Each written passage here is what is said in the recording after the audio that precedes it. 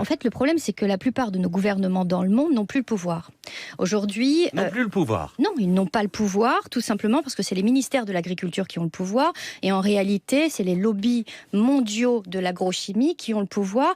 Et ça se voit à travers les chiffres qui viennent de sortir dans la conférence des Nations Unies. 700 milliards de dollars de subventions sont fournis par tous les gouvernements du monde pour l'extraction et la surutilisation de toutes les exploitations agricoles sans aucune contrepartie sur la qualité. C'est-à-dire qu'à un moment donné, eh bien, on ferme les yeux sur les pollueurs. Il va falloir se poser des questions. Toutes nos nappes sont complètement abîmées, polluées massivement. Nos rivières, c'est la même chose. On peut aller partout dans le monde parce qu'effectivement, on voit très bien que dans 80% des rivières des fleuves du monde, on rejette nos déchets directement sans aucun traitement. Mais si on regarde juste en France, et ça, c'est la Cour des comptes qui le dit, ce sont les magistrats, on a quand même aujourd'hui 56% de nos eaux de surface qui ne sont pas dans un bon état et 33% de nos eaux souterraines en France. Alors qu'on est censé protéger, on le voit très bien avec le problème des algues vertes en Bretagne. Aujourd'hui, on a perdu le pouvoir.